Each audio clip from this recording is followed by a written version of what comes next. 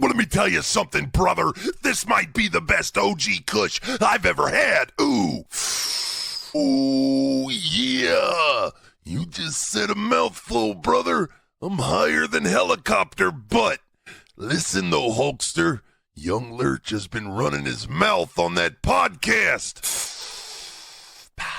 Blaze the Bingo Hall podcast needs to show some respect to the veterans, brother. I say we run in there and show YoungLurch and his guest just exactly who the OGs of this game are, What you gonna do, Blaze the Bingo Hall podcast, when the Macho Man and the Hulkster run wild on you? Ooh, yeah. Give me like 10 minutes, though, because I'm really, really stoned. Oh, yeah. Welcome in to Blaze the Bingo Hall. It is your host with the most, YoungLurch. Today we are joined by the strange one, Mr. Tim Strange. Thank you for joining us on Blaze the Bingo Hall, my friend. Thanks for having me on. It's a pleasure. I know we've been trying to get this together for a while, so it's man. Good. I'm glad you're able to join us. You know, I know there's a time difference, and you know, we were originally planning to have you on before TOD, but of course, you know, I know the schedule and traveling and coming over to the States. I'm sure that was probably hectic for you. Yeah, I mean, it's good. I always love coming over to America and seeing everyone over there, but it does take its toll on the travel and things, but you get used to it after a while. It's just the flying visits. So you fly in on the Thursday, you fly back on the Sunday.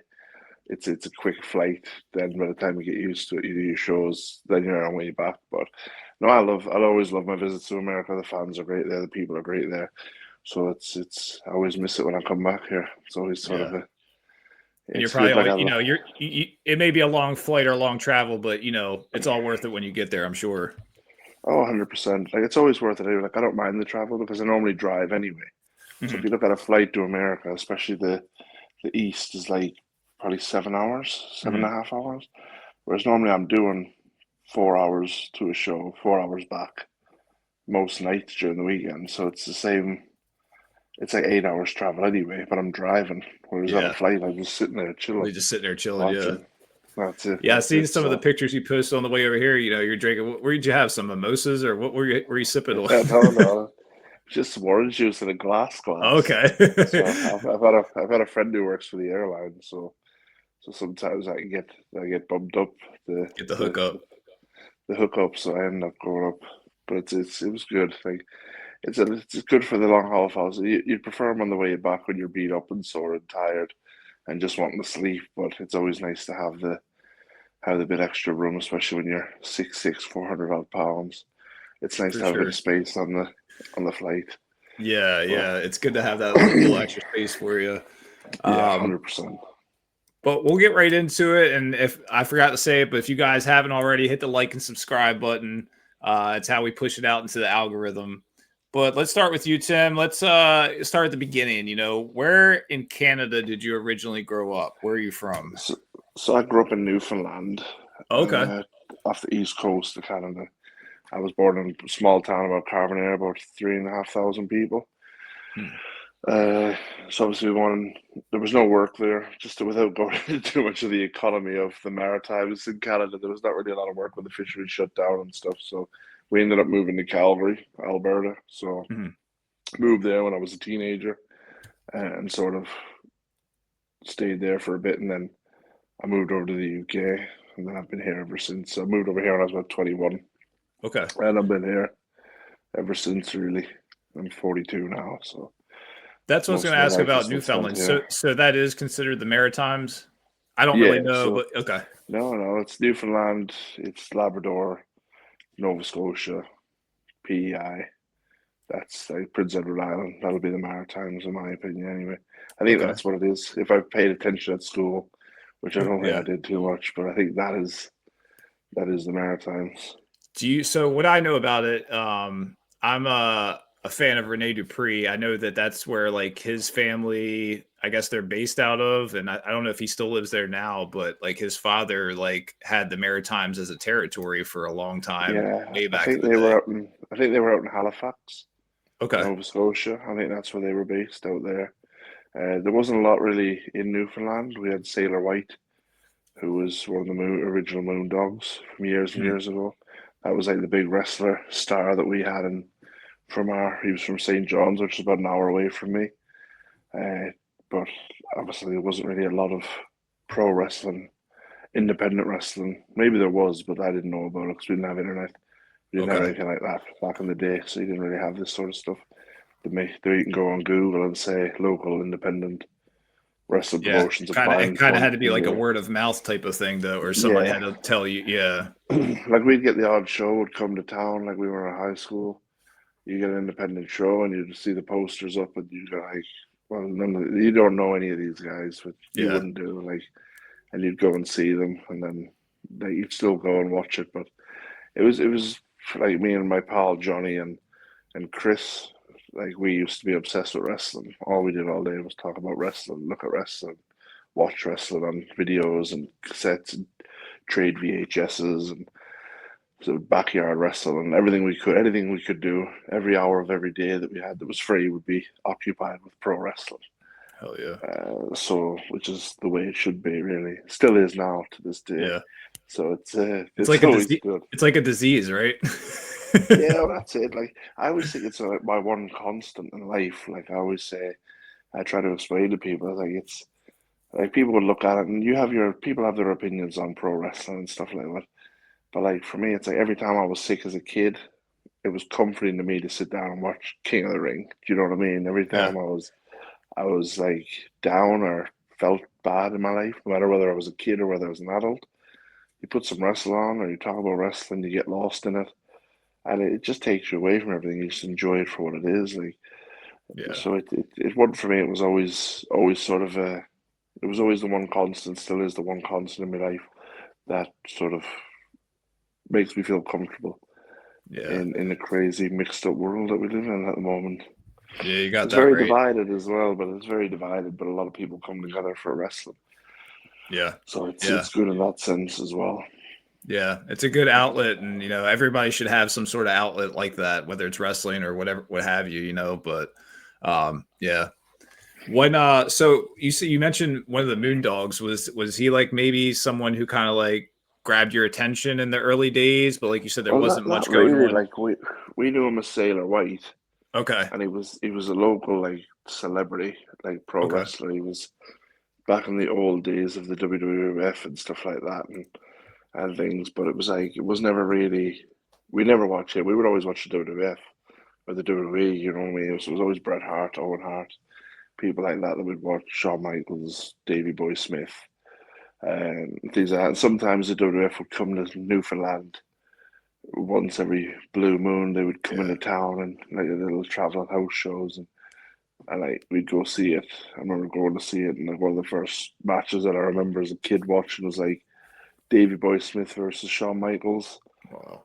And it was like, you look back now and you see all these house shows, the people you've seen, like seen Undertaker, Mankind, Bret Hart, Owen Hart, Stone Cold, and it was always matches like Bret and Owen versus Steve Austin and Dude Love, and it was always like top names wrestling on these shows, and you'd go like, that was really good. You're like, prime, yeah. You take it for granted when you're a kid because that's all you know is the stars in these shows, and then when you get older and you go back and like we go see a house show now, and it's like I'm gonna say it's the B list, but it's not. You don't get the stacked cards that you used to get when I was a kid. I remember you'd have a house show in Harbour Grace, Newfoundland, which was a town of pretty much nobody, and you'd have like the Genius, and you'd have Macho Man, and you'd have George Animal Steel, and you have all these old wrestlers. Like this is really early, when I think it was my first wrestling show, and like it would throw out the frisbees and stuff like that, and you like figured all these stars from the TV are in your town, like you know what I mean, like the town over from you. And it was amazing. And now it's like I think it's more saturated because of the internet and stuff like that. You get it a lot more. And I think when people are there, they're capturing the moments on their phone. Like it's just like, I'm just like, embrace the moment. Get lost. Like, take a couple snaps, take a couple videos, whatever you want to do. But like, you do you. But I just think in a world that we live in now, you can watch John Cena's entrance online 100 times over. You're living it now. You're in the moment now. Just enjoy it for what it is. Yeah, Do you know what you can see? I always think about that, like when you always see so many people with their phones out, it's like, how many of you guys are going to go back and actually watch that video? Or, it's like, but you missed I the moment know. while you were there through your own eyes because you wanted to record. And it's like, even with music, it's the same thing. You see it all the time. Yeah. It's like they just sit there with their phones. It's like you said, I'll take a couple pictures, a couple, videos, whatever. But other than that, like I'm like that with everything. I try to just live in the moment and just, Yeah. remember it, You need to though, because I remember, like we were over in Las Vegas for WrestleMania week when I was wrestling over there last year, and like I had a friend of mine, Mark, come over from Texas, and he was out there for the whole week. He's not a wrestler. He loves wrestling, but he's not a wrestler or anything like that. He's not part of the business or anything. And he just came over and he was sort of like hanging out all week. But I was busy with shows and commitments and things like that. So we didn't spend a lot of time together. But then we managed to get a couple of tickets for the Sunday WrestleMania, which was main evented by like Cody Rhodes and John Cena. And I was thinking, like, you're there in the moment now watching John Cena's last WrestleMania, and everyone's got their phone out. You're thinking, just enjoy enjoy it. it. Your Yeah. thoughts on John Cena, whether you love him, whether you hate him, but he is one of the best that's ever done pro wrestling. Yeah. Now with Hulk Hogan gone as well, he probably moves up into that mantra of the hero of all people, the generational hero of the kids and things like that. So it was always one of them things. You just enjoy it, just watch Yeah. it. Just I like, just think it's the era we're in, society that's everybody wants to live right through their phone, or it's, I don't know. I try to be old school with it. I mean, I think that if it weren't for work and stuff like this and probably like the podcast and stuff, like I probably wouldn't even have a phone just because like I don't really no, care. Like, well, that's it. So, like for me, it's like I'm not really a technology guy. mm, Like I don't mind this sort of stuff. Like the podcasts are great. Like social media is great for like interacting with like fans and people like that, keeping in touch with friends and stuff around the world and stuff. But like for me, if it just all died tomorrow and disappeared, I probably wouldn't give a shit. yeah, I'd probably be like, yeah, I'm all right with that. Like yeah, just keep I on don't moving. understand. I don't understand half of it anyway. Like people are like, oh, you monetize your Facebook now. You could do this now. And I've got it monetized. I was like, I never use it. Like I don't use it enough to monetize anything. Yeah. Like I don't have anything like that. I That's like people just telling me, go oh, you with got to it. get on this, you got to get on that, yeah, you got to get on Snap. That's like I'm not downloading no other No, extra nothing. I'm good. no. I've got it exactly. There's enough now. I've got enough. You get me on Instagram, you get me on X, you get me on Facebook. That's Yeah, enough. That's the three. yeah. That's all I need. I don't need anything else. People are like, get this butterfly one. I think I don't need the butterfly one. No, no. Get this sort of thing. I don't need that one. I don't know what these are. Like I don't want that. What is it? It's all you can put the stuff on. I was like Twitter, and they're like, yeah, like Twitter. I was like, why don't I just use Twitter then? Why don't I right, just use right. Twitter? Yeah, it's always Like, something new. So Vine and TikTok and this and I think I've got a TikTok, but I did a you don't few use it. lives on it, but I was like, I Yeah. don't know what I'm doing. People jumping on and I always say it's the asking the weirdest. same It's the weirdest of questions. the weirdest on TikTok, especially when you get on the lives and like you start scrolling. It's like you'll see people in there just like begging for money or, Well, that's what but it was. It was like they throwing were doing food these on games and themselves stuff. and like it's like what is They're happening? doing they were like doing these competition games where people had to send you money Yeah, to win, and I was doing them, and I was just like, you don't send me money for this. yeah, Keep your money. Like I don't want it. I don't yeah, want your 20 pence or your 20 cents. You yeah. It's keep it. Like ridiculous. I don't want that. People go It's pretty crazy much about that. like don't get me wrong, some people do it and they're very wealthy doing it, but Yeah, I just like I don't have the patience for that. yeah, I don't even like doing vlogs in the car when people yeah. do the vlogs and stuff on the road trips and that. I'm just like, can we just switch off for a minute and it's like Just have a chill, conversation that doesn't need to be on chilled. record. Yeah, Like it's just like we don't need to record everything. That's why you'll see a lot of it when I do like Jack Harrop's on the road. Every Mhm. time he comes to me, I'll just say, I'm Cowboy Tim Strange. That's all I say on it. I'm Cowboy Tim Strange. That's it. That's all I say. It's You're with a like thing going. you're like Groot. I am Groot. I'm Groot. I'm Cowboy Tim Yeah. Strange. That's all I say. I'm just saying. That's all I need to say. That's all Hell I have yeah. to say. What do you want to say, Tim? I'm Cowboy Tim Strange. That's it. That's it. That's all they need. Because I'm quite. I think it's because I grew up in a small town. I'm quite a private person. Yeah. So like, I try to keep everything sort of my personal life personal and things. And it's just like I think sometimes it's just some people can be a bit invasive Yeah. in that. It's a sometimes don't get me wrong, sometimes it's great because like there's a lot of us like deathmatch guys over here that do a lot of the family friendly shows. Mhm. And sometimes like we'll go to a theme park and someone will come over and see me at like a family show and say, listen, I know you're with your family. I just want to say I seen you in here and you were great and blah blah blah. Just want to say hi. And you go, oh, thanks, like, nice to meet you. And your kids are buzzing off because they go, oh, somebody recognized my dad, and Yeah. and you think it's pretty cool like that. But then they're quite like chill and they just go away, and then you get other people who are just like will constantly message you and message you and message you and message you relentlessly, and you're just like, listen, I'm trying to be polite, They and think like you they I think will.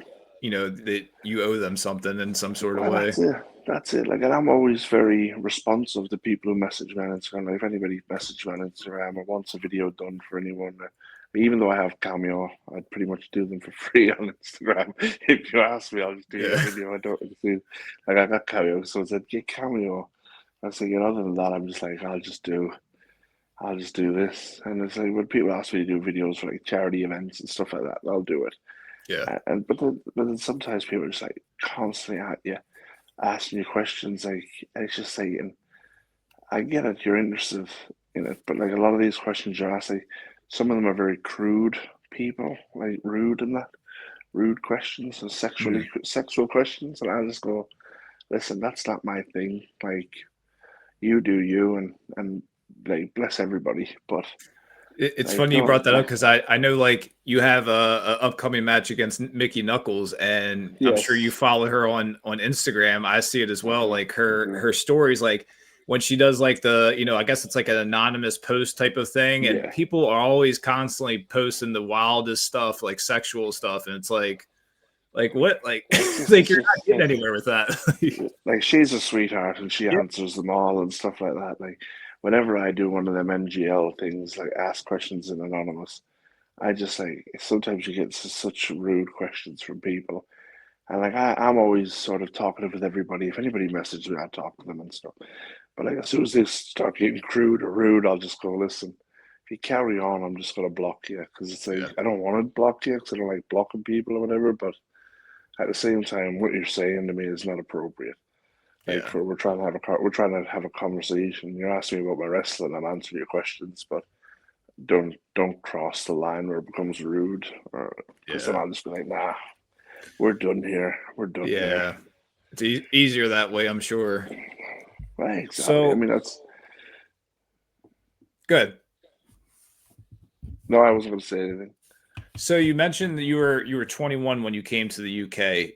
Did you Yeah, start wrestling in Canada, or did you start wrestling once you got to? I did a bit of training in Calgary, but not a lot of training. Okay. And then I moved over here, and there was a training school about an hour from where I was living. So I went there and trained. That was Iceman training people. Hmm. So that's when I first met Iceman. So and first met Jack when he was only like 4, I think, when I met him Hmm. first. I Jack was going to Hart. say, what's the age difference So, between you and Jack then? probably about 15 years, I would have thought. Okay. I think Jack is about 27 now, maybe 28. Okay. And I'm 42, so it'd probably be 13 years, something like that. I think Okay. he was about 4 or 5 when I first met him.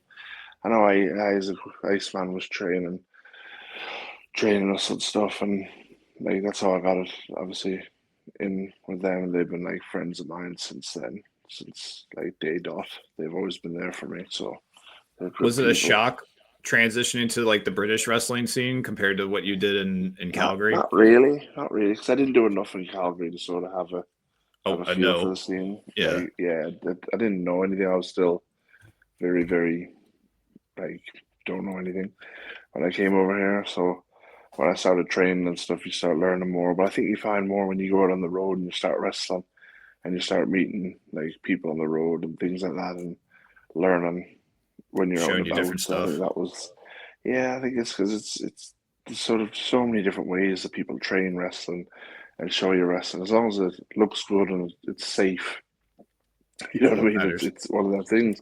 That's all that matters. But when I first started wrestling 20 years ago, we used to do a lot of tape training in the deathmatch stuff that we used to get from Japan and America. There was a guy, David Pick, they used to get the tapes from America and then sell them over here and trade them, and the boys used to buy them, and we'd all trade them amongst each other. So we'd be home watching these videos, but there wasn't really a deathmatch scene here back when I first started wrestling. So it's like you just went to the family shows, what they refer to as like camp shows over here, where it's like the holiday parks and stuff. You do the shows there, and then you just do the family shows on an evening. I think there was a couple like 18+ shows. You do the odd one, but even then you wouldn't do like what you do later on in life. And I think it was just one of those.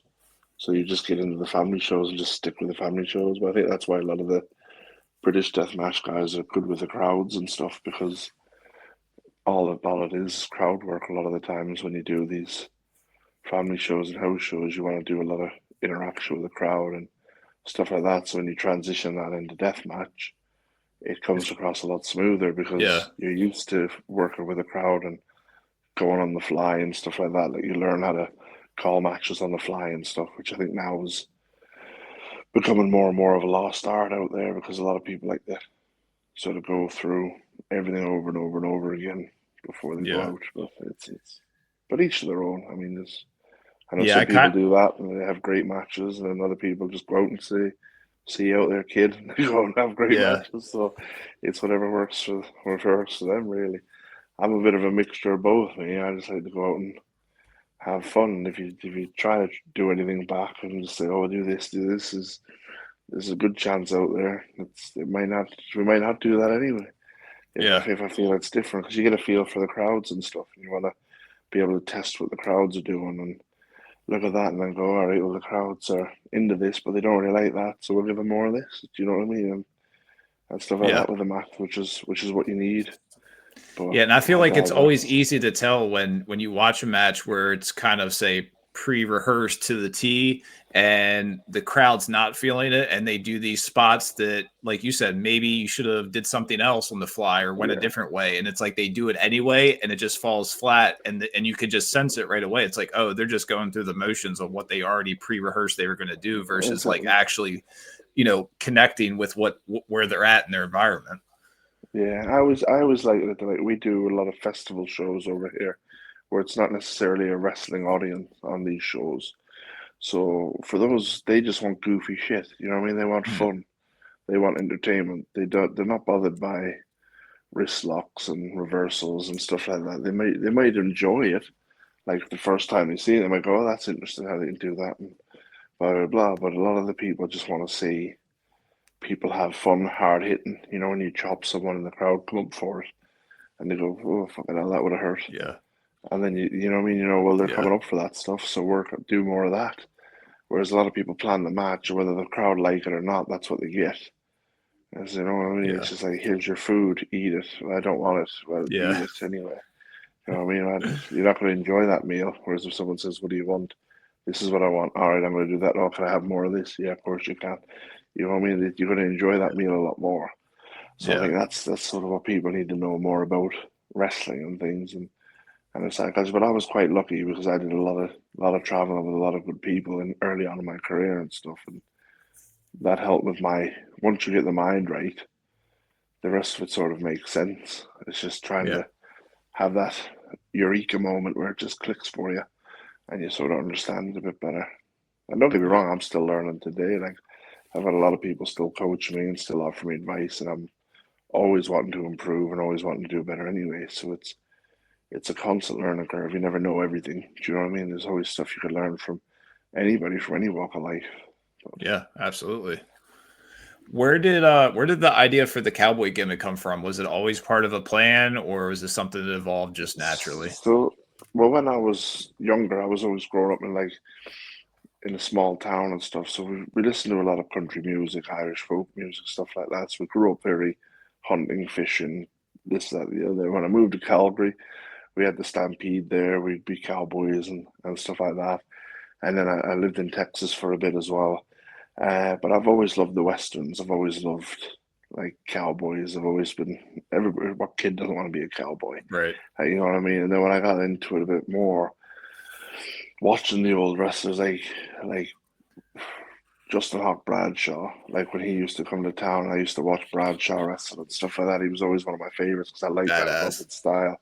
And then when I got older and I realized, oh, wait a minute, who's this Stan Hansen character?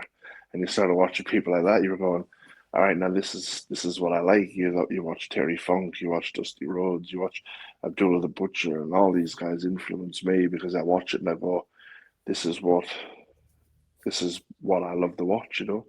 And then when I got older, I got in the wrestling.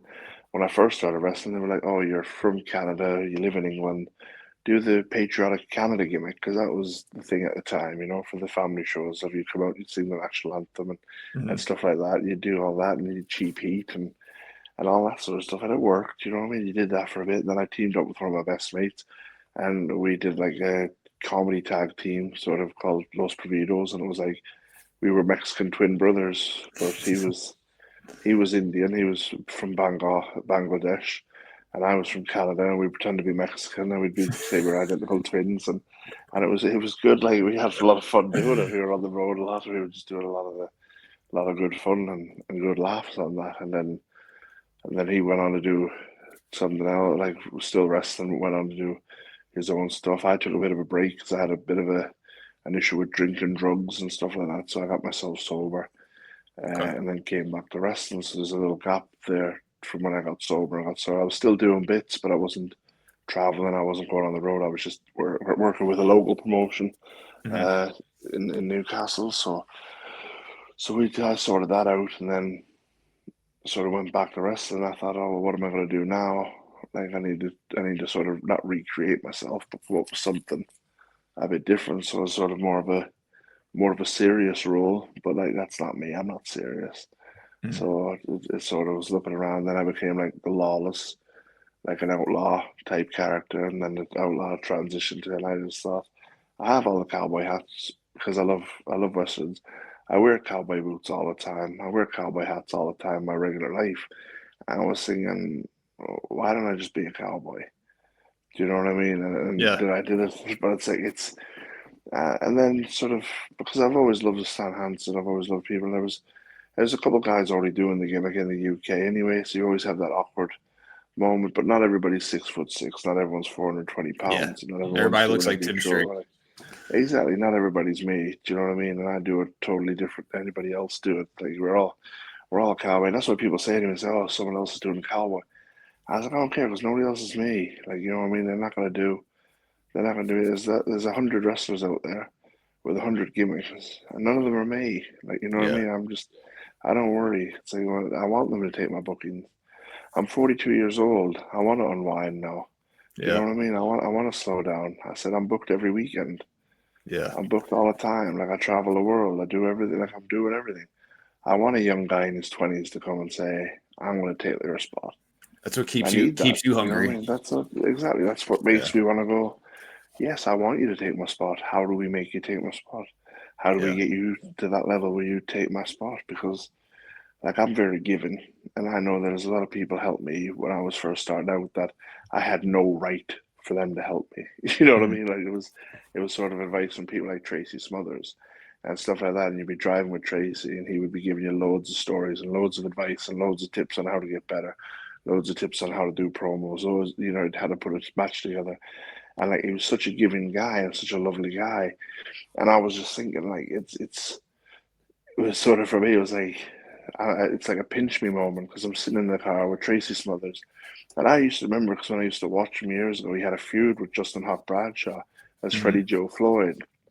I always remember talking to him about it in the car and stuff, and it was just like he was like, "Man, this is." It was just sort of for me, it was a surreal moment because that was sort of the first, what I would say, name that I really got along with and became friends with. And there's times where we've had matches together, and every show we were on, he would be like, and then Los Burritos come out and they come out and make the save at the end, and then we all three of us have a dance. And it was like every show we were on, that's what he'd want to do because he'd want us to give us the sort of role of being associated with and stuff. And it's like, anyway, thinking about it, like me and Mojo, like my tag partner, like my brother, we were talking about it. We were going, like, we had no right. We were not good enough. But he knew that, like, you know what I mean, that we wanted it, and he was willing to help us, and so giving with advice and stuff. And he never asked for anything from us. You know, we were always just loyal to him and always a good friend to him. But he was so helpful. You know, in those stages when we were first trying to find our feet and putting matches together and trying to tell stories, and because we had obviously trainers, we had Iceman, we had people like that helping us. But it's like sometimes you're on the road all the time. You're not on the same shows. You're not doing this, that, and the other. And some promoters are more than happy to give you feedback and tell you where you need to improve and what you need to do, and then others are more likely to say, "Hey, shit, don't get him back." Do you know what I mean? I think it's trying to find when you have someone like that who for some reason was one of the nicest guys I've ever met in the world. It was like he was for me. It was like why are you helping me? Like, you know what I mean? It's like, but he was just that type of guy. Like, you know, when you speak to people now, like I remember when we were at Bleeding Gums last year, like wrestling Jaden Newman. I mean, him were talking about Tracy and how Tracy sort of helped him and stuff. And you're like, you know, it's there's so many people out there that this man has helped and given back to. And given back to. And it's just thinking, the fucking legend. You know what I mean? He was one of the best guys I've ever met. Yeah. God bless him. Yeah, that's awesome that you're able to be able to pick his brain, and he was able to, you know, kind of give you guys a lot, you know, during the early days like definitely. that. Yeah. Definitely. You're always grateful for it, you know, and that's why I try to give back people now, because I always remember telling us, like, he'll help us, and then we pass it on. And Necro Butcher's the same way with me. Like, Necro Butcher gives me loads of advice, helps me out loads, gives me, like, tips, feedback, stuff like that. And he's always just sort of tells me how it is, gives me some tips, and I always listen to him. Free You know what I game, mean? Because he knows, basically. well, that's what I mean. It's like he tells me all this, and I'm just thinking, yeah, that makes sense. It's perfect. Yeah, that'll do. I'll have that. I'll thank you. You know what I mean? He again is become really a good friend of mine. Do you know what I mean? Over the years, it's over a year ago now when I first met him, and just nearly a year now since I first met him. But over the last year, like, seen him a few times, and we always get along. You know what I mean? It's just, and he's another guy who's just so given to people, and like he says, like, you know, you gotta pass it on. That's all he wants. That's all he wants in favors. Just pass it on to the people. Yeah. You know what I mean? Pass on the tips, pass on the advice, and again, another great guy. So Yeah, that's what it's all about, being able to pass down that knowledge. And, you know, because at the end of the day, when he goes, it's like, you know, who's left of that era, you know? So it's like good for be able to, you know, sit under that learning tree, I guess. exactly. I know you mentioned you took a break for sobriety. Was there any Yeah. like struggle or thinking of you know, not returning when you came back to the scene? Because we know how wrestling can be, and you know, there can be a lot of like alcohol or drugs around. So I mean, was it? that's why for me it was sort of taking enough time off to get myself right. I'm a father of five, so I have five kids, and for me it was like struggling with the drink, struggling with that. Ended up homeless, ended up with this. So I've had a lot of stuff on that I need to sort out. You know what I mean? I had a lot of demons and a lot of issues to sort out. And most of it, you realize when you're at rock bottom and it's only you there, there's nobody left to blame but yourself. So, and I know it's cliche, but it was just one day at a time for me. So I made sure that when I had one day, then I had a week. And then if I had a drink now, then the last week was wasted. And then you have 2 weeks, and you have a month, then you have a year. And before you know it, just causes to roll over. But I think for me, it's like very good, just cold turkey. That's all I did was just say no more. That's it. Because I know every time I touch it, I get in trouble, or I might create bother for myself, or I create issues for myself. So if I don't do that, then I'm not going to get any bother. And it was making sure that I was all right with people. So at first it was awkward where I'd go out, but I wouldn't go out and about with people drinking and that. So I'd go to the shows, I'd do the show, and then I'd go home. Or I'd go to the hotel while people were out, and I'd go to the hotel and I'd say, you do you. If you want to go drink and you want to party, you go party. It's not for me. I want to go get some food and then just go back to the room and chill and watch a movie or something in the hotel.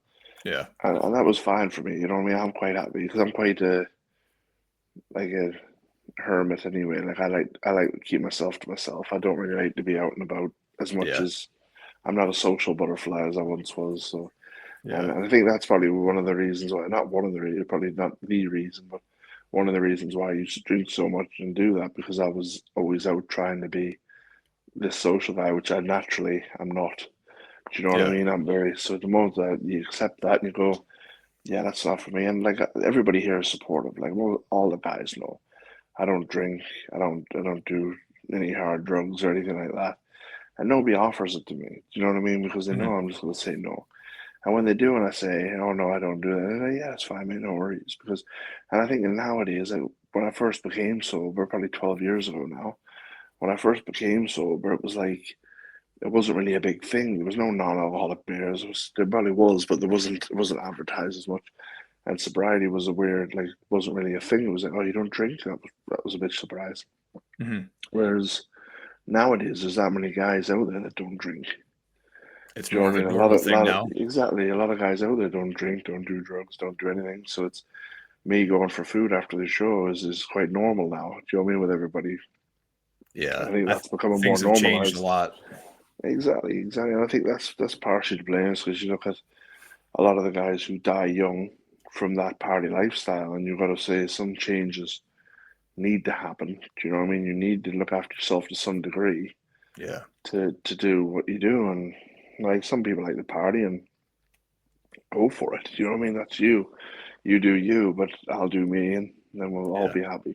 Yeah, I think that's that's how what. I live by the same motto. Yeah, you do Yeah, you know, yeah, party like a rock exactly. star, do your thing, but like I'm gonna do my thing and what's good for me, and that's we'll see. I'll see you I'm at gonna on go the other get some side. chicken. I'm gonna get some chicken. And I'm just gonna go Yeah. sit by myself and eat chicken. And do whatever you want to do. That's a party for me. So it's So, what does the cowboy mindset mean to you personally? Is it more about toughness, independence, or is it just style? I know you mentioned some of the cowboys, or that you kind of pull from to use as sort of yeah. like inspiration. But what So does that mean so to you? for I think it's more like a horse. So the southern term horse, which is obviously a horse, like big guy. Hmm. But a horse is like reliable. It's trustworthy. You know what I mean? It's someone that's hard working that'll put the work in and stuff like that. And that's what I sort of try to do is sort of the cowboy sort of way is sort of I want to be. You want to show people respect. You want to respect each other's beliefs or whatever your belief or whatever your sexuality is or creed. People know they're safe with me. You know what I mean? If they're around me, they know I'm an ally to anybody who's a good person. You know, and I know there's people out there that disagree with some ways of life and other people disagree, but I'm very much in the model that you have to, in order for people to accept your views, you need to accept other people's views as well. And you're not going to change those views by just saying, "No, I don't agree with it, you're stupid, I hate you, go kill yourself." You know what I mean? Yeah, That doesn't work. It needs doesn't to get you be anywhere. and understand, and I'm very much on freedom of speech, which is like you say whatever you want. I might not agree with what you say, but I respect your right to have the freedom to say it. Mhm. Do you know what I mean? Whatever that is, it's sort of one of those things. It's like I don't need to agree with people. I just need to appreciate the fact that we're in a world where you have the freedom to speak your mind and you have the freedom to say what you want to say, whether people agree with it or not, or whether people think you're an idiot or not. And that's regardless. Is you have the right to think that or say that, and that's your right and freedom to say that.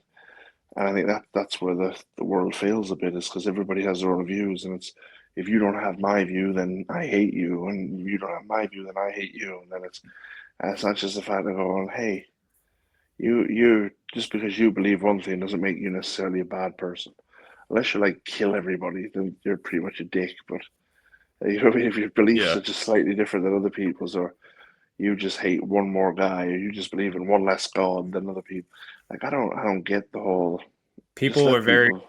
closed-minded in that way where they just like you said, if you don't believe what I believe or you don't agree with what I agree with, I'll just write you off and you're just Well, that's it. scum or whatever. It's like if we have more conversations with people who may not see eye to eye with us, that's how we grow, and that's how we get past things and understand things, and like you said, you still might not agree Yeah. with it, but at least you can You don't need understand, to. You don't right? need to agree. You just need to sort of get to the point where you're like, oh, this is this and that's the other. Like I always have a rule with me with this. I don't talk politics and I don't talk like anything like that. Politics or religion I don't talk about. And that's because it's sort of for me it's like those are personal to me. My beliefs and my views are personal to me. And like my close friends know my opinions and my views and you know what I mean? But other than that, I don't see why people have to be so outspoken or use their sort of podium to discuss stuff that's not really related to what they use a platform to get this, and then they use that platform to say this, and I just think it's to me it's yeah, you do you, but then again, the people have their different routes, and you know what I mean. I respect everybody for saying what they want to say, and I just try to love everybody and get along with everybody. I just try to be a good person, and then Yeah, we need more Tim you know what I Stranges mean? in the world. Well, that's what they say. Not that many, because it's I need to make that money by being the only Yeah, Tim yeah. Strange. But You know what I soon, mean, though. yeah, no, exactly. I think it's just like if you just try to get along with everybody and try to see the good in people and try to just look the other way, and but it works both ways. It's like you're never going to find peace when two people are at war.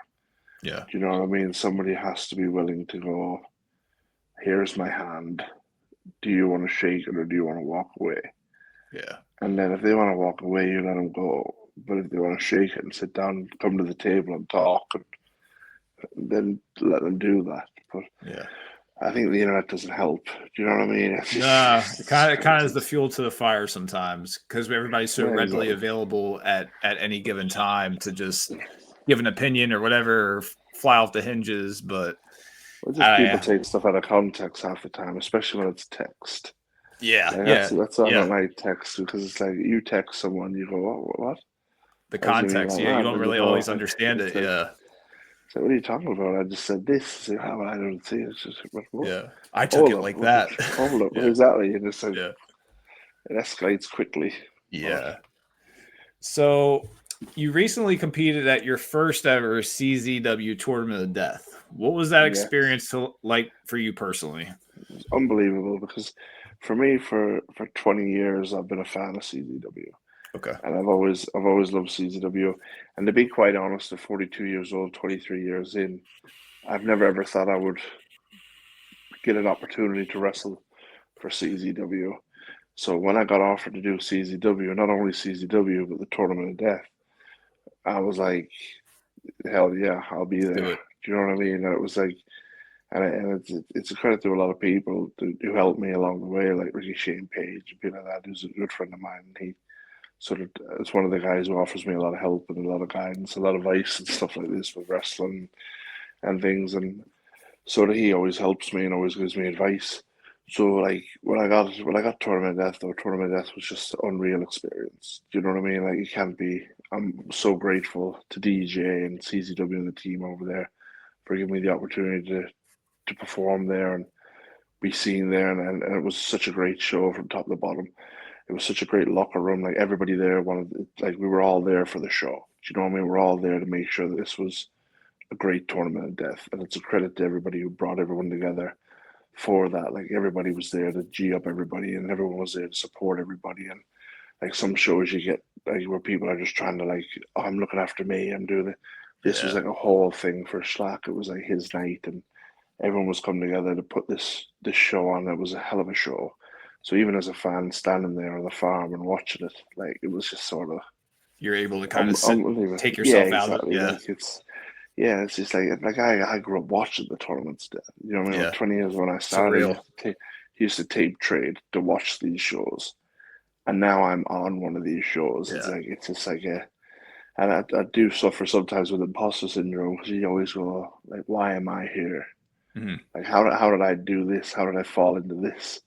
Do you know what I mean? And people are like, no, you deserve it. You Right know, where you're when you supposed work to be. hard, and you go like, I don't know, because there's so much talent out there, and you always like look at other people and you go, there's so many people out here that should like be in this spot and stuff like that, and then I've got it, and I'm always grateful, but you always wonder like why me, you know? But Mhm.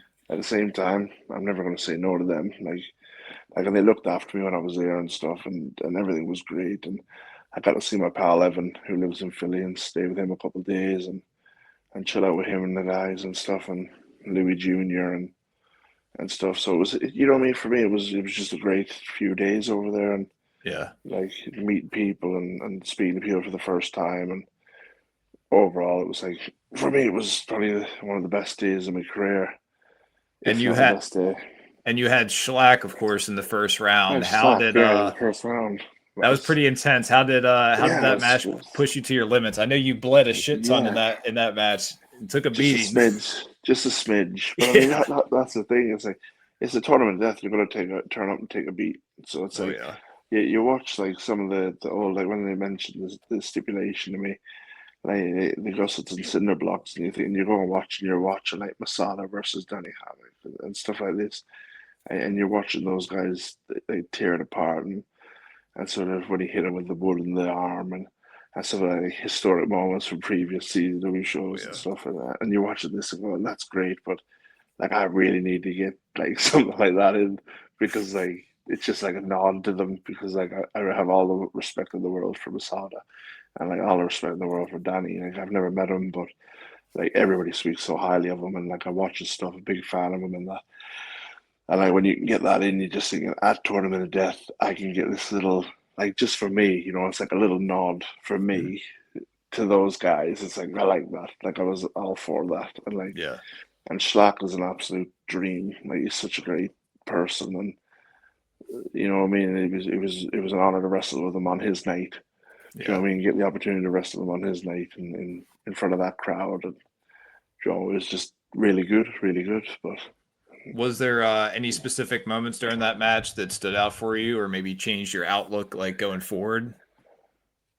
no, I mean for me, it's more like I can always bleed a lot. Like I always bleed a lot, and like it's.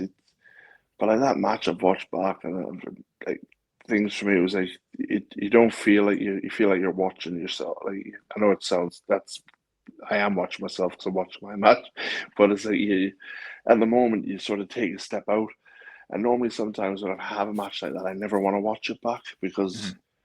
I don't want to watch it back and go, "Oh, that could have been better," or "That could have done this." Like for You me, it want to was sort remember of it how you were in that moment. exactly how I Yeah. feel in that moment. Yeah. And it's like, and I think sometimes if you have a match like that or a match that's special to you, and you go back and watch it back, you go, "Oh, that wasn't very good," or "Oh, I could have done that better," or "I could have done this."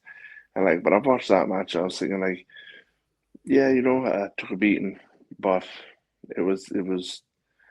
I'd take that beating all over again if I It was had to. worth Do it. you know what I mean? It was Yeah. 100% worth it. You know what I mean? I Yeah. would do it every time, and everybody there, and you know what I mean. I did my job. I was what I was there to do, Yeah. and I'm proud of doing it, and I love doing it. You know what I mean? And at the end of the day, like all the fans were happy with it, and people were happy with it, and everyone was happy with it. So you know what I mean? It is just goes takes one in the win column for me on that one. You know, because it's Yeah.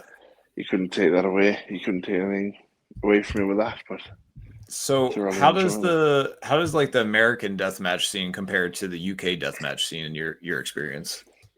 Uh, I always think that, and not to be like the British deathmatch scene, we're quite a small scene. Hmm. Like we do have a few people coming up into it, and some people dip their toe in now and again, and stuff like that. But the core of the UK deathmatch scene is relatively small, and I think it's the camaraderie we have between us. I know a lot of times in America they have rivalries between deathmatch companies and rivalries between deathmatch people and stuff like this. And because we're sort of at the stage where we all support each other, like we're all friends, like we all love to see people do well. Like we don't shit on each other, we don't talk bad about each other. Like it's still a very supportive scene and stuff like that. Seems like a I very was team kind of thing because it's yeah, like I mean it's there's like not many of you guys, right? no, there's not many of us, but like we've got CXW tomorrow, and CXW is always a good show because it's always like you got Big Joe on. Me and Jack and Iceman travel together down. You know what I mean? So we've got the car journey and stuff, which is always good. You've got Big F and Joe's there, Brett Sound Texas is there. Like we've got Mickey over tomorrow night, like Friday night at CXW. And it's like so it's always good to see Mickey when she's over here. When I'm in America, I'm always buzzing when I see her on the show.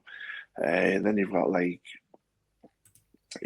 B.A. Rose, Michael Caden, you know what I mean? You got all these guys on this show, and it's like you look at it and go, yeah, like we're all coming together now. We're all going to be down here at the show, and then you have other people coming up like Joey Naylor and like some other guys dabbling in deathmatch for the first time, and it's great to see that these guys are wanting to do this now. And like it's not really anything I've done, but it is a credit to like the people like Big F and Joe, like Iceman, like Danny Darko, like Michael Caine, people like this who've been doing the death match in the UK for years. and sort of built this scene up. Do you know what I mean? And sort of developed this scene. And I think that is really what we're looking at going, yeah, that's what Brit Death is about, you know what I mean? And then you look at America, and I always think there's like two leagues in America, not to cast shade on anybody or anything like that, but I think you've always had the upper echelon of the deathmatch scene in America. And then you've got there's a lot of guys underneath that who are trying to break up into that. And there is a lot of talent in that underground, but you still have the niche, say, top 20 in deathmatch wrestling in America. But underneath that, you have about 50, 60 guys who are trying to burst into that top 20. Whereas over in the UK, we've probably got about 8 top guys. Yeah. And probably a handful of guys who want to try it and do it, you know? So it's still a relatively bad, like not bad, but small scene. So it's trying to get those guys up as well and grow it. But like we've got a lot of support from the American guys as well. Like I know Ricky Shane Page does a lot with TNT in Liverpool. He comes over regularly for them. Like we've got Drew Parker who's back and forth, and he's always at the shows, sort of helping guys, and you know what I mean, and things like that. Like so, there's enough there of talent, and like Emerson from Scotland, she's always in America and I back just over here got and to. stuff. So I just seen her this. I guess it was this past weekend when she fought against Otis in GCW. yes. That was my first time seeing her. I wasn't familiar with her at all, but I'm a She's fan great. of her now. Yeah, she was awesome. No, she's amazing. Like, and there's that much talent here in the UK that needs to break out and get over to America more often. You know what I mean, and be seen with more eyes. And it's good to see when Emerson and people like that get to do that, and the opportunities they have. Like you had Will Cruz on GCW, just gone as well, and Will Cruz is a big guy, but super talented. First Such time a seeing great him guy as as well. well. Yeah, I mean he's so talented and like such a like big force, but like he's smashing it, and it's like, but everyone over in the UK is like, well done, Will, well done, Emerson, well done, everyone. You know, whereas I know a lot of the times you get like bitterness, or people are like, oh, Why them, not they're only me? there because of Yeah. this, they're only there because. But it's like, nah, fuck that. Like you guys are smashing it, and those guys then bring more eyes to the UK scene. You know what I mean? By doing these sorts of shows, you then bring more eyes back to the UK because people want to look at the IWTVs or the Trillas and go, oh, Will Cruz versus him. Oh, wait a minute. Here's Will Cruz versus this guy. And then they'll start watching the UK stuff, and then it helps, you know what I mean? It helps everybody come up and puts more eyes on the guys over here as well, because somebody might say, oh, well, Will Cruz is on, like, say, True Grit, that's on Trilla. Now, a lot of people might not watch True Grit Wrestling because they might not be familiar with it. It's not really deathmatch heavy. But if you watch GCW, because you're a fan of deathmatch, and you see Will Cruz absolutely smash it, you go, oh, I'll watch more Will Cruz. And you go on that, and you find, oh, Will Cruz on True Grit. You watch that, and then you find other people. You know what I mean? And you know, so it's. I always think the more you work with other promotions, the more you work with other people, the more you're happy for other people's successful, the happier you are. Like, you know what I mean? It's just envy is the thief of joy, or so they say. You know what I mean? And that's like, why would I be envious of anyone else? He's not stopping me from wrestling. I'm still wrestling every weekend. Everybody can eat. Everybody can eat. Can say there's no point in stopping people from making money or going out and having fun or doing the shows and stuff like that. It's just one of those things. But I guess unfortunately, there's a lot of that in different places, and it's sad to see. But because I think we've come along so far, and I do blame the Monday Night Wars to a degree. Because some guys, the local promoters, still think that they're like Monday Night Wars. Like none of you guys TV, none of you guys got TV. You use the same 8 guys. The only thing that changes is the promoter. Like what the fuck? You're not Monday Night Wars. You know what I mean? You're not competing with anything. But it is what it is. Like it's each to their own. So everybody has their own journey. You just have to enjoy your own. Like you said, you know, it only brings more eyeballs back to your area at the end of the day. So you should be happy for those people. And 100%. where I'm from, they call it, I'm from Baltimore, so they call it the crab mentality because we're known for like crabs. And so it's like, you know, a crab is trying to get out of the boiling pot, and one of them is trying to pull him back down because he doesn't want to see him get out and live and be successful. It's the crab mentality. Like that's exactly it.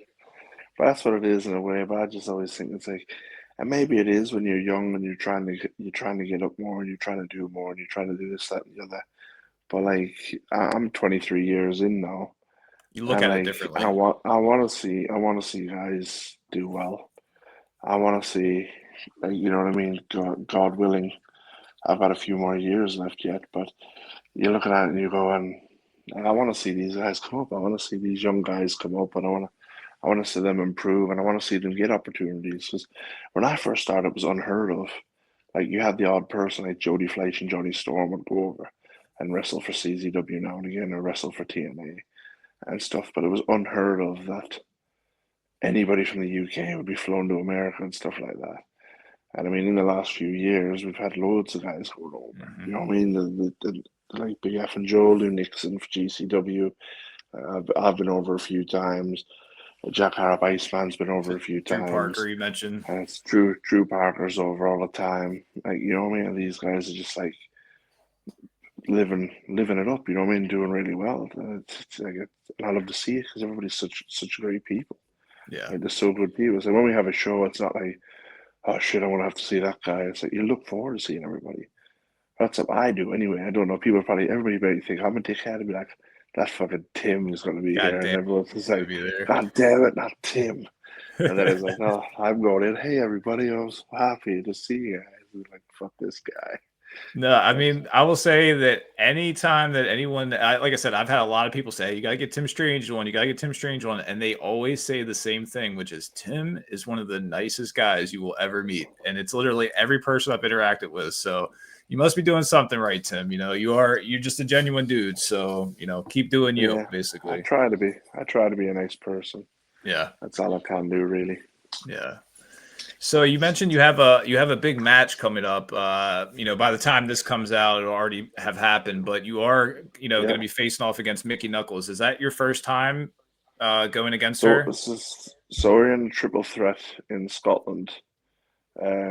Me, Mickey, and Danny Darko for Bleeding Gums in the Lust for Death tournament earlier this year. But this will be the first time we do 1-on-1. Mm-hmm. So it's how are you preparing for that battle?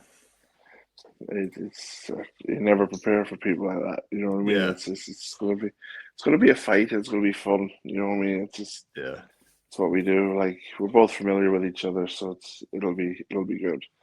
It'll be messy, but it'll be fun messy.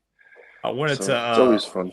I wanted to also ask you. I think I would be it would be a disservice, I guess, if I didn't mention it, but.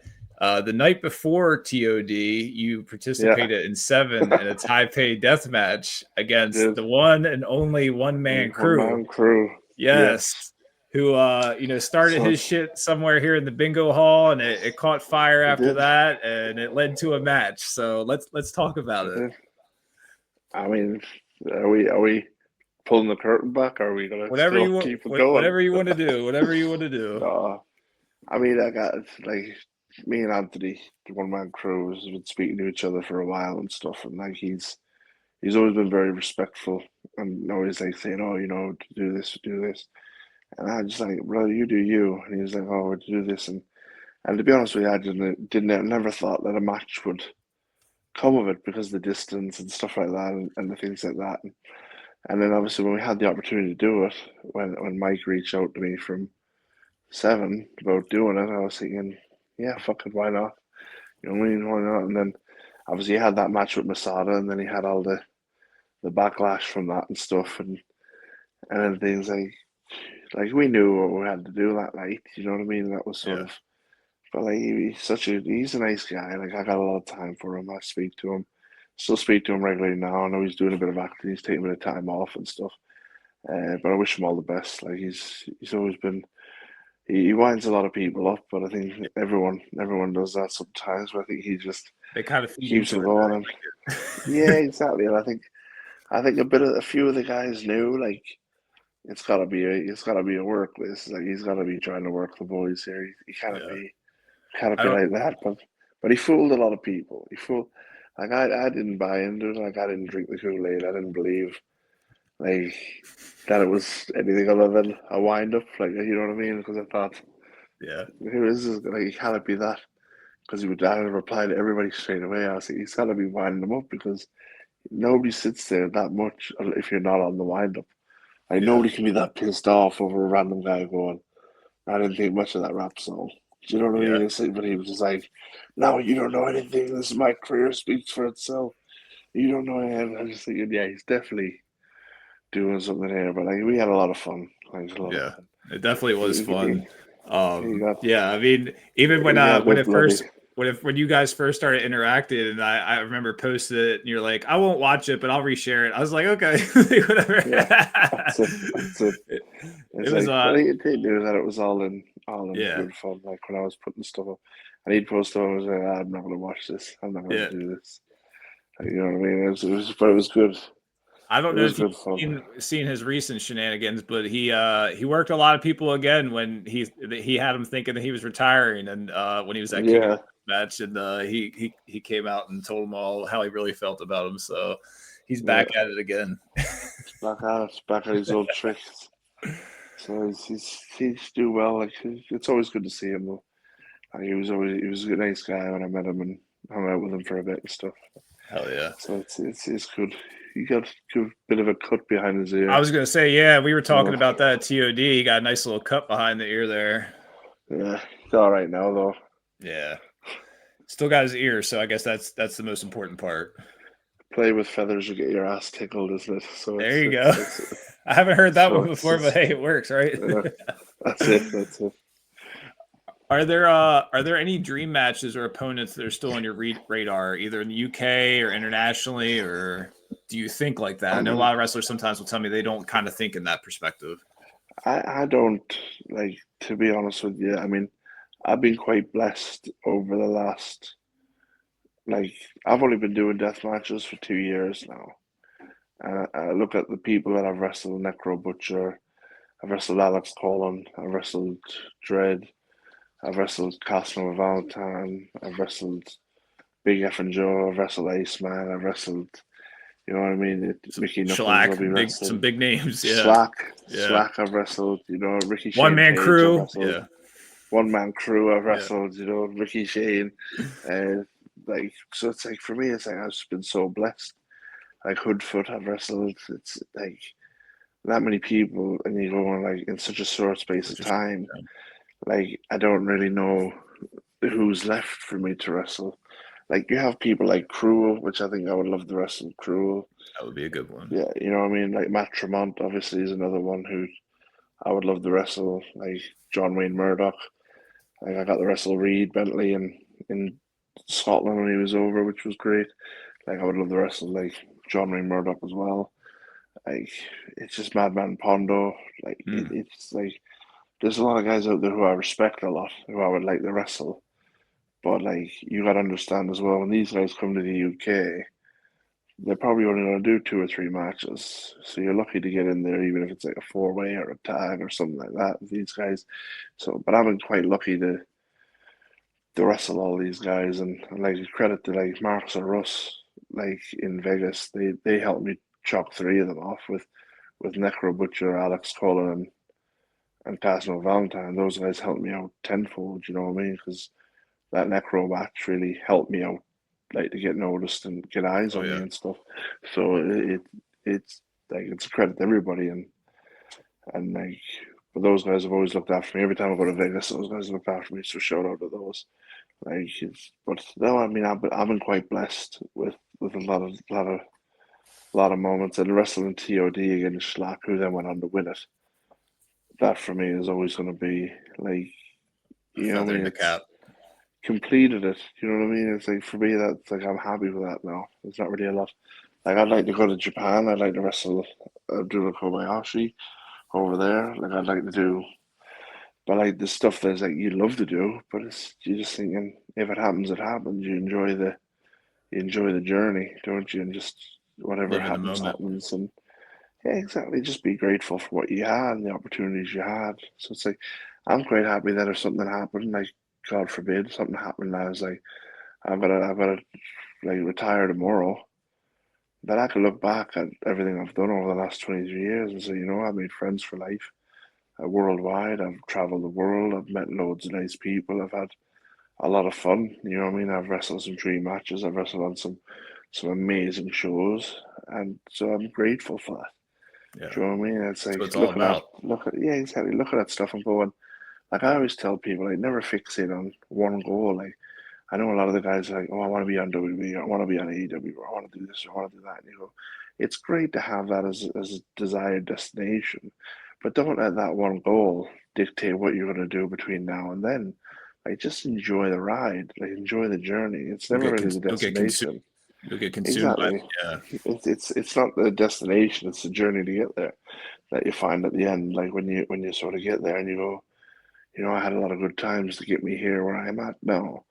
And I think a lot of the guys get fixated on it. It's like, fair play. You want to go, that's your ambition. Credit to you, go for it. But at the same time, don't let that stop you from doing things now that you're later going to say. Because you could easily say, well, I'm not going to do this because the people would frown upon that at here or there. And then you go, but if I don't make it here or there, I've missed out on an opportunity to have fun. Yeah. Because the people who potentially might look at me in the future are going to say no. Do you know what I mean? I think it's just one of them things. But Yeah. I just hope everybody just enjoys wrestling and stays safe.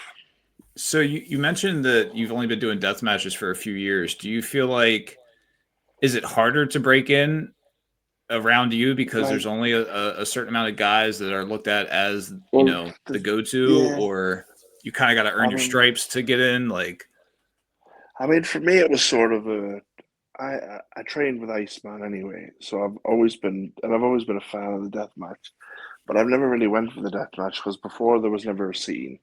There wasn't really a deathmatch scene here when I first started.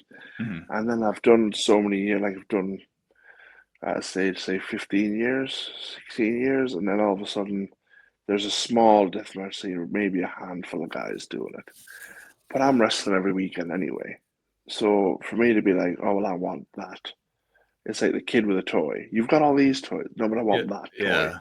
And I was sort of like, yeah, like I'm a fan of him. And like Iceman was doing it, and like Big F and Joe and Lou and Darko and Caden, and you had Clint Margera doing it and stuff. And you're watching these guys do it, and you're going, yeah, that's great. Like that's our little deathmatch scene. It's something to be proud of in the UK, and this, that, and the other. But there was never really any opportunity. You started doing like 18 plus shows, and you started doing stuff like that. And it wasn't until Andrew Crammon from Bleeding Gums came to me and said, "Do you know we're doing Lust for Death next year? Would you ever fancy doing a death match?" And I went, you know what? I've always been a fan of it. I'll do one, and then just see how we go. Because I said I could always do one, and then I always said, like, I was always saying to people, like, I don't want to get to 5 years time and say, well, I'm going to wrap up now and pack in, and then go, what if I tried deathmatch wrestling? Because I've never done it, and I should have tried it.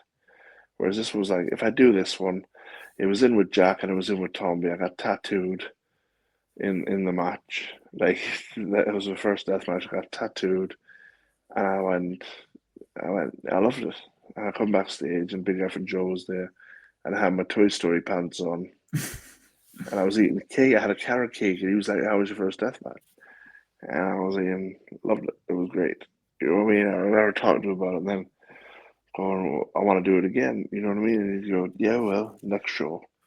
And then before you know it, I'd say but I think it helped me because I had a lot of experience wrestling anyway. Mm-hmm. So now this was just like wrestling with a bit more creativity added to it. You know what I mean? Like it's just like otherwise there's only so many times in the family friendly element. It's kind of like a refresher almost of learning something new. It was like, oh, I can do this now, and I'm enjoying this, and then I got in a TNT tournament, and then I did like the Brandon spot there, and then I did certain things like that, and it was like, and for me, it was always like I've always loved it. So it's this is a nod to everyone. Like the Brandon Iron came because of Terry Funk, you know what I mean, when he had that bit with Cactus Jack and stuff. So it's like little things like that. Like most of the stuff I do is just from that era of stuff that I've loved watching and doing. Like even the pants that I wear, the pants are sort of like baggy Abdullah the Butcher pants with dusty polka dots on them. Okay, yeah. You know what I mean? So it's like a nod to them guys that this is my stuff. This is what I need to wear. So it's it's good. Yeah. I like it. So I know we talked about like goals and like not being too attached to goals. Yeah. But do you have any short-term or long-term goals that you're, currently, or you're just, like you said, you're just kind of like living in the moment and taking Just it live in the moment. as things come?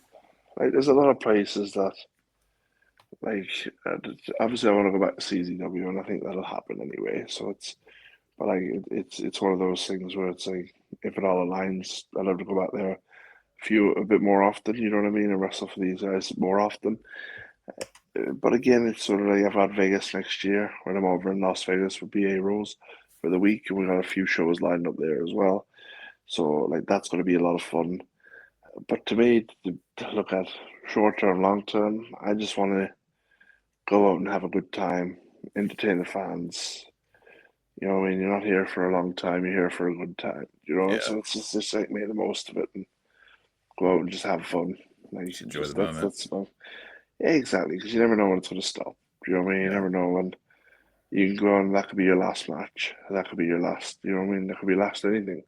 You never know. So you got to make sure that you make it count. So you Just said you already are confirmed to come to Vegas next year yeah. for So I'm in WrestleMania. Vegas for WrestleMania next year with BA Rose from over here. We're going out from Tuesday to the Monday, so we'll be there for WrestleMania weekend and Nice, WrestleMania week. nice. So, are you going to come down to I don't know, a little pricey for my pocket. that? Yeah, WWE is getting a little up there now. it is. Oh no, it's like we did very rarely we go see the show. Yeah. Like I only went last year because I've never been to WrestleMania before. So when Yeah, I got a I chance would to love to. go, I I would was love like, to, but it's getting ridiculous. I know. So where I'm at, I live in West Virginia, which is on the East Coast. I'm about maybe an hour or so, maybe let's say hour and a half from Washington D.C., and that's where yeah, John Cena's having his last. I think that's his last match, or I don't know if yeah, or whatever. it December is. 13th. Yeah, yeah, and Yeah, they're advertising the tickets. I think it's like $12,000 or something for front row tickets or something crazy like that, and like nosebleeds are like 750. I'm just like no, I can't do it. Like, no. Well, no. they had the house shows over here, and the house shows over in Newcastle. Because my little boy wanted to go, it was like 150 quid, which was about 300, 400 bucks for A that. ticket, right? And I was like, yeah, ticket, and that's not including like you'd want merch and you'd Yeah, want drinks a and you want family food. can't afford that, No, like. exactly, But you said exactly. you got So it's 5 kids. You can't. yeah, It's like when it comes down to it, they're pushing the families out, and that's why I've just everybody I talk to, I'm like, hey, support your local independent, and that's all it's doing. It's pushing people yeah, towards the independence because a family can go and they can afford it and have good entertainment and enjoy it. Versus yeah, it might be fun to go to that show, but like, are you really getting your money's worth out of it? yeah. I don't think so. I get it. It's his last No, thing, but I'm not. it's not 12 grand. You know what I No, mean? no. Come on. No, Like, like I think it's like $400 just to meet him in a meet and greet or something like that. So not yeah, when they're you don't definitely watch it on Netflix for free. yeah, You exactly. know what I mean? That's where I'll be It's at. I'll be at home chilling and I'll see the highlights probably and I'll be good with that. yeah, that's it. That's all you need. Yeah. That's all you need. So last one I have for you, Tim, is when people look back at Cowboy Tim Strange's career years from now, what do you want them to remember most about you? Probably that I'm having fun. That I'm enjoying myself. Like I'd like people to look back and go, I'm nobody's favorite. You know what I mean? I'm not the best. I ain't the worst. But fuck it, that guy had fun and that guy was Yeah. entertaining. You know what I mean? That's sort of where I'm at. That's my sort of uh, like wheel. It's sort of if I can be that guy that people go, you know what? He was never the best wrestler. He was never the worst wrestler. But fuck me, he was entertaining. Yeah. You know what I mean? That'll do. I'm happy Yeah. with that. Hell You know what yeah. I mean? They can even say he was a drizzling shits, but he was funny to watch. I Yeah. go, yeah, I'll take that. I'll take that. Yeah. I just want people to go and watch the shows, and I want the fans to have a good time. And I know if the fans come up to me after the show and they go, I love that. We'll see you next time. I know then that I've done my bit. You know what I mean? Because I'm bringing them back. Whether I'm here next time or not, I know they will be. Yeah. And that's me. Like, I like that. I like that. Yeah. Yeah. Yeah. You definitely, you made a fan out of me. You know, I've seen some things of yours before TOD, but that was my first TOD, at 22. I was there front row, and like I said, I got to see you and Schlack, you know, first round, and I was like, man, you definitely earned my respect, and you know, Yeah, did your thing out there. So looking forward I to, you know, when appreciate you it. do come back, and if I can make it over to Vegas, if the powers let it be, you know, definitely have to link up, Powers to and be. Oh, yeah, 100%. And uh, if you're ever anywhere near me, let me know. We'll go for some food and have a for catch up and sure. For sure. I've have never left the some. country, but gotta get that passport, You and don't need to. You don't need to. Like America's such an amazing country. You have everything there. yeah, Why do true. you need to leave? You've got every True. sort of every climate, every place you want to go. There's there. Everything's there. Yeah, Like, why I leave? heard that the made to order options over here are not something you guys have over there, like, you know, like the Wawa and Sheets and stuff, like the made to order food. Just don't even talk to me about that. That's the bitter pill for me. So we have like service stations here on the motorways where we travel. Uh But there's fucking nothing there. Like you have like a WH Smith's, it's called. It's like a paper shop, like a sells magazines and that, and they'll have like some radish sandwiches and stuff on a uh night. So whenever you go over to like to America, they're like, where do you want to go to eat? I'm like Denny's or Wawa. yeah. People are like, we can go to loads of different places. I was like, nah, fuck it. Denny's or Wawa will do Yep. me because Yep. we can't get a hot meal on it. Like we could drive like 5 hours on a night and you can stop and get a shitty cup of coffee and a friggin' tuna sandwich. Damn. And that's what you get, you know, right over here, where it's like, I see like Dredd, like Judge Joe Dredd, well, Joe Dredd, put the His video up. thing today, yeah.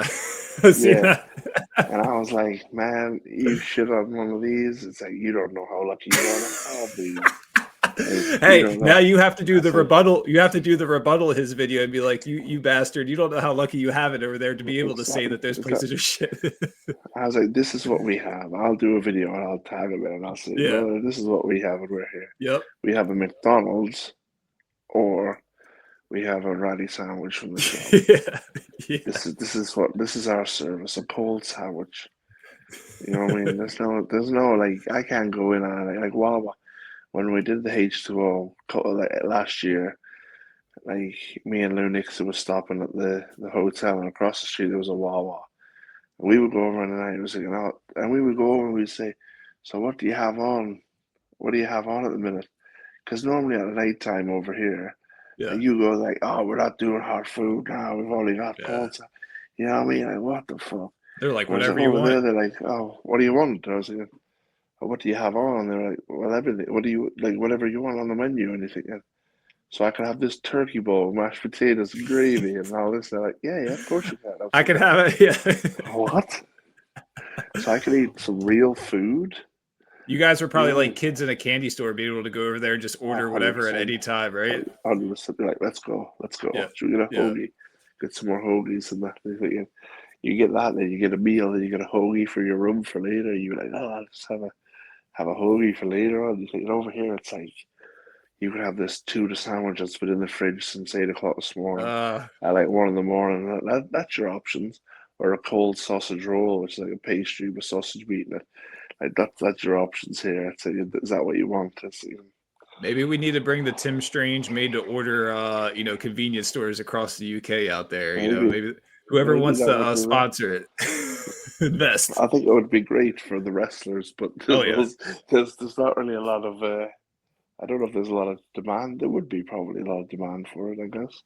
But I think it's just there's got to be other travelers as well that are driving around yeah, going, there's nothing decent to eat. But there's never anything over here, and that's what people don't realize. Like over there, it's like you've got all these places like Denny's and stuff like this. We don't have that stuff over here. We don't have like a 24/7 IHOP or Denny's that you can go and just sit in and order food. Like, that's why I love Vegas. We'd finish the show late at night. oh yeah. There's so much, We'd so all many go back. options there. We'd all go back like to Denny's and order food and sit there and chill. They're not rushing you about. They're not. Oh, we close in 10 minutes. Get out. You know what I mean? It's just like we're It only doing takeout things orders. never It's stop like a, there. Yeah, well, exactly. And I think that's really what I liked about it. Not what I liked about America. America's great, but like it was one of those things, like the little things like that, and the people like when people shit on it, I'm like, hey, Yeah, you don't know, I you guess we weren't don't there, realize how good man. we have it, you know? You weren't there, man. You Yeah, weren't there. Like yeah, over here, it's rough. It's rough on a night, like, but it's all yeah, good. It's all good. You get used to it, but it's still, it's when you go.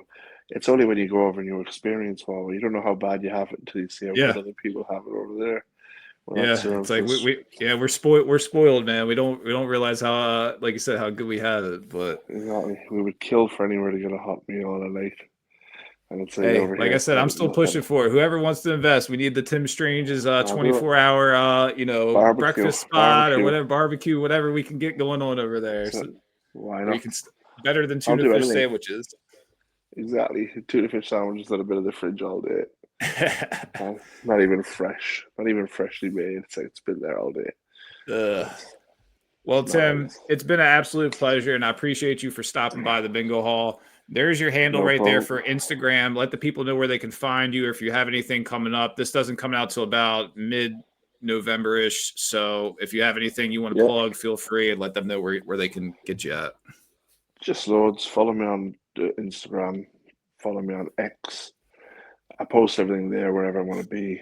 Uh, I don't know where I'm going to be between now and tomorrow. Do you know what I mean? I know tomorrow I'm in Essex wrestling Mickie Knuckles, but I don't know Yeah. where I want to be in a week's time. I've got it in my calendar, but I won't know until I look the day before I'm supposed to go somewhere. Oh, So yeah. but I'll advertise it on my Instagram. I'll advertise everywhere. So just keep an eye on there if you ever want to see me. Keep an eye when stuff hits on IWTV. Go watch a lot of the stuff over there on Trilla. IWTV, just search me and then you watch my stuff and Oh, have yeah. fun. Just enjoy it. Well, I appreciate you, Tim. Until No next problem, sir. time, peace. Peace. Take care.